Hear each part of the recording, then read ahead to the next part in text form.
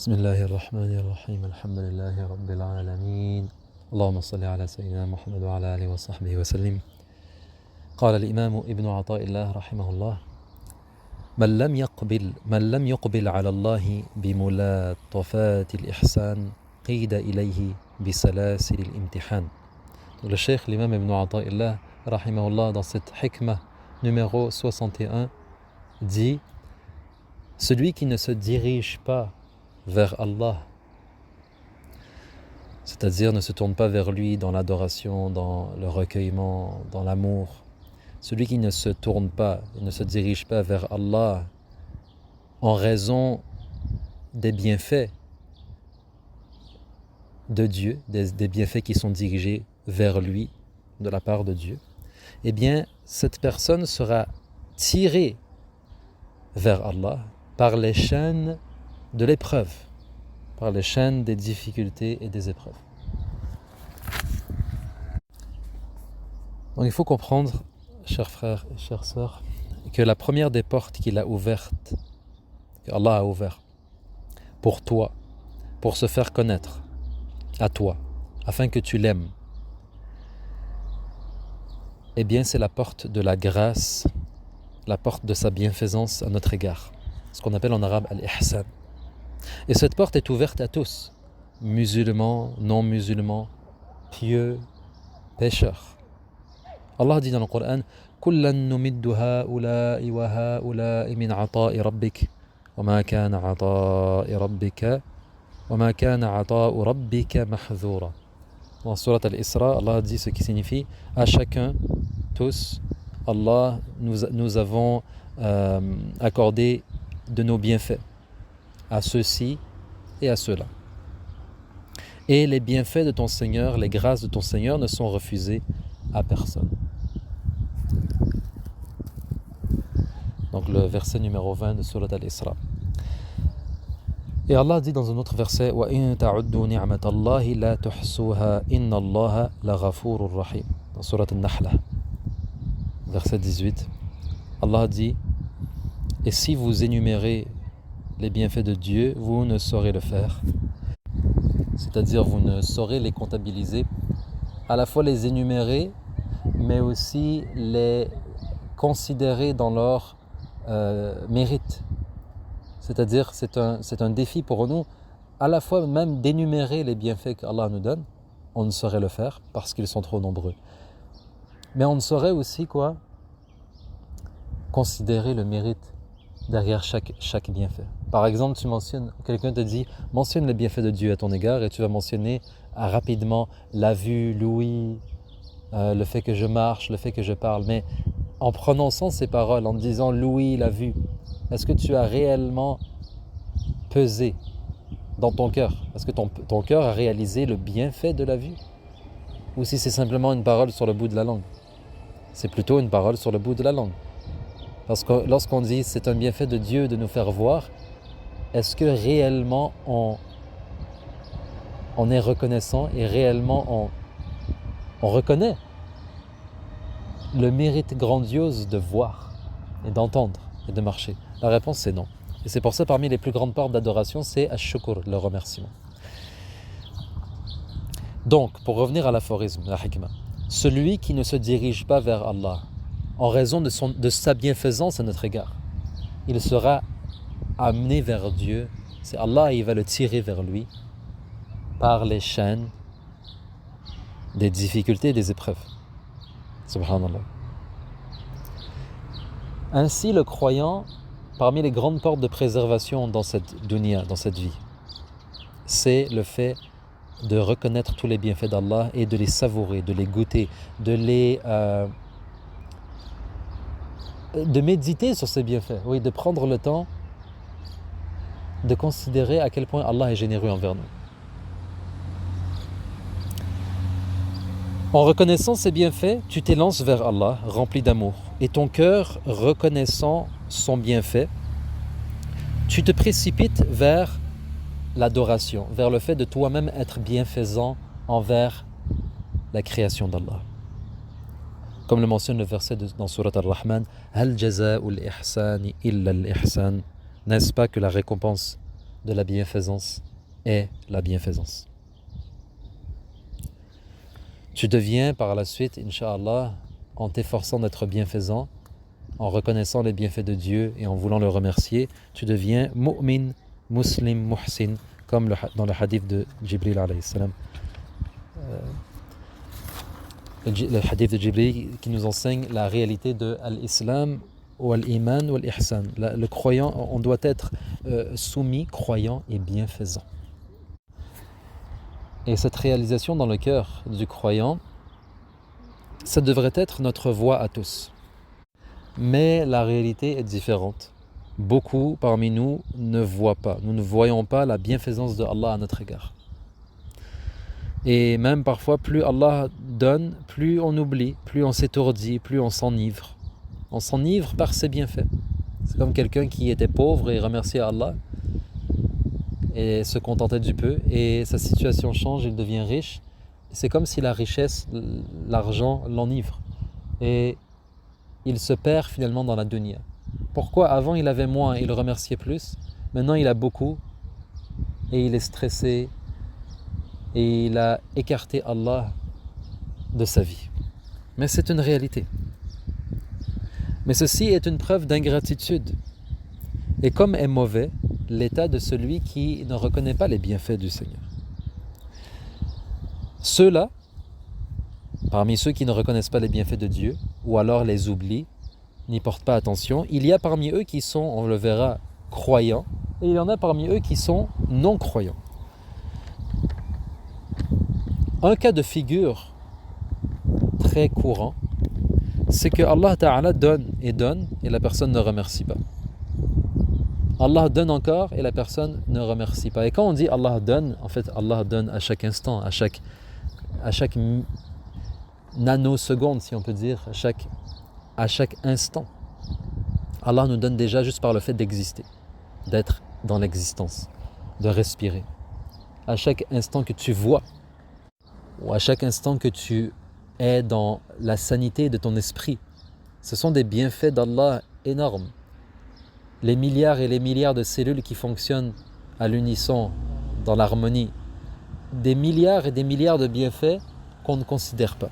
Eh bien, celui à qui Allah donne, et cette personne est dans l'ingratitude, dans l'oubli, eh bien, c'est très possible, et c'est même le cas de beaucoup de gens, ils seront surpris au jour dernier, parce que plus ils avaient, plus ils s'éloignaient. Comme le mentionne le verset سَنَسْتَدْرِجُهُمْ مِنْ حَيْثُ لَا يَعْلَمُونَ. Donc l'istidraj, le fait d'être trompé, de chuter, de glisser. Malgré que tu pensais être dans une belle situation.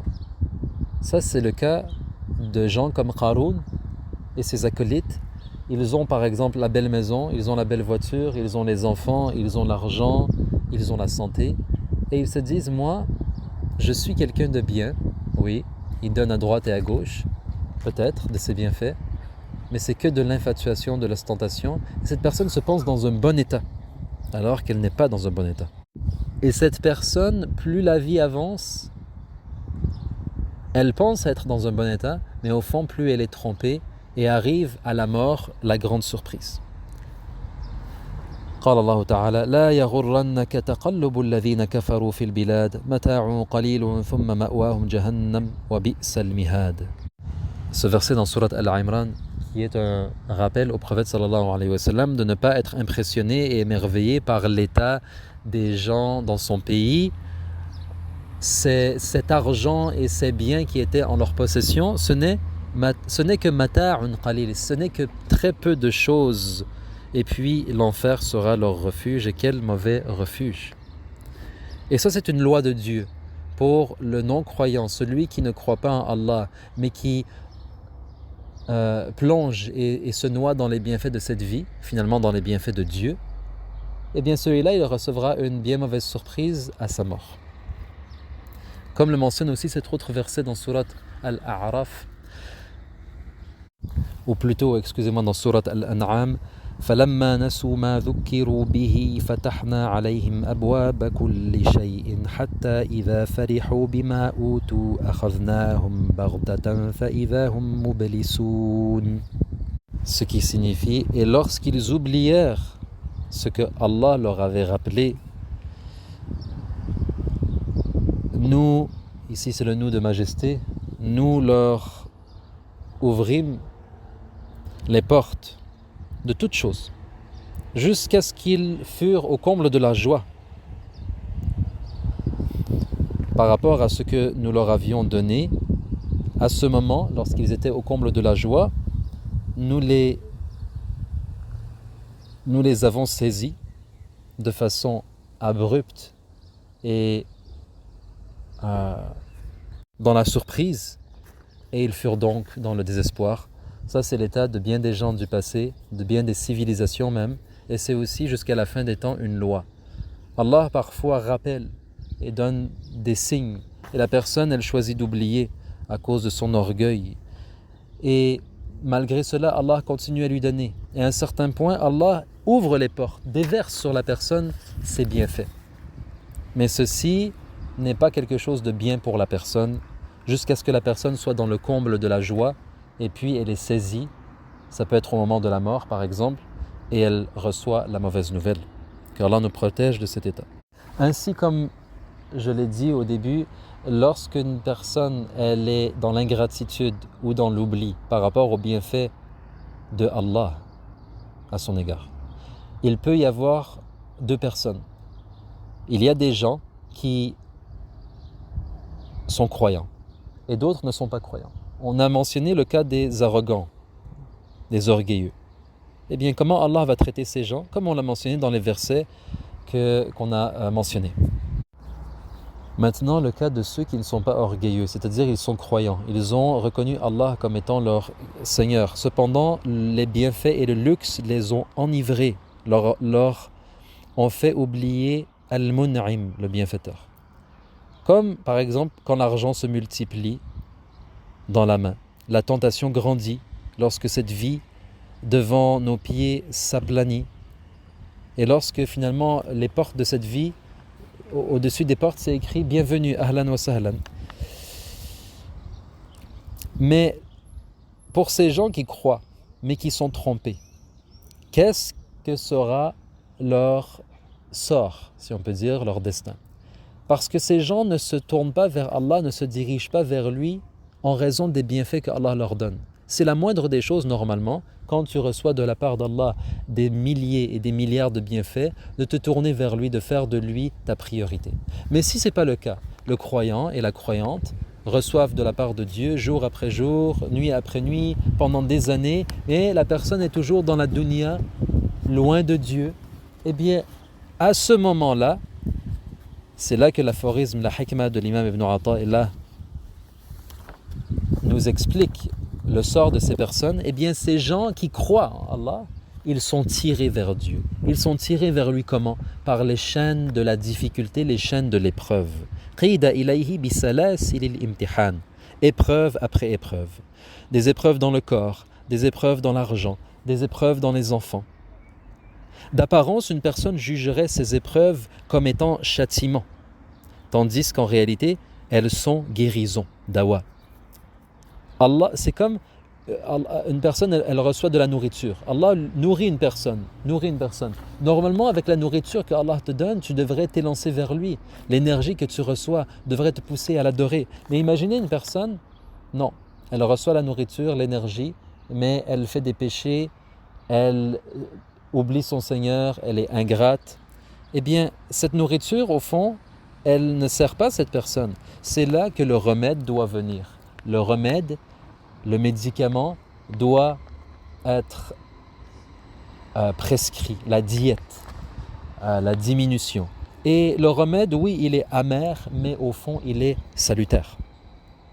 هذا من ألطاف الله. Donc, ces épreuves, finalement, sont parmi le lutuf, la bénédiction cachée de Dieu. Et tous, on comprend cela. Si on donne un exemple de cette vie, quand un père par exemple est gentil et généreux envers ses enfants. Parmi eux, certains sont droits et reconnaissants. Alors le père, il continue à leur donner. Et à d'autres enfants ne sont pas gentils et reconnaissants, ne sont pas droits. Et le père continue à leur donner. Cependant, c'est possible que le père les prive à un certain point ou soit sévère envers eux. Mais est-ce que cette sévérité, elle est une punition ou elle est une forme cachée de miséricorde? Car le père, il veut que son enfant revienne à la droiture. Le cheikh, l'imam Cheikh Al-Bouti, l'imam Al-Bouti qui expliquait cet aphorisme disait cette parole en arabe: il dit celui qui est miséricordieux envers celui qu'il aime, c'est possible qu'il soit parfois dur et sévère envers cette personne qu'il aime. Oui, c'est possible. Et au contraire, ne pas être sévère et ne pas être dur envers celui que tu aimes, mais celui que tu aimes et qui s'égare, c'est une forme de négligence et c'est une forme d'indifférence. Et Allah Ta'ala, il n'abandonne pas le croyant, la personne qui a fait le pacte, qui a dit la ilaha illallah, qu'il soit homme ou femme, mais qui s'éloigne et qui se perd dans la dunya, finalement dans les bienfaits de Dieu. Il verra, oui, évidemment, les épreuves tomber sur sa tête. Mais ces épreuves qui tombent sur sa tête, dans son corps et dans sa santé, dans son argent, dans ses enfants, ce n'est pas une preuve de châtiment, au contraire. C'est parce que Allah, il veut que tu reviennes à son service. C'est parce que Allah, il veut que tu reviennes à la droiture, tu reviennes à ta place, parce qu'au fond, tu as été créé pour le paradis. Subhanallah. Et dans l'histoire, et même peut-être des gens que nous connaissons, combien ont été dans cette catégorie et combien ont été guéris?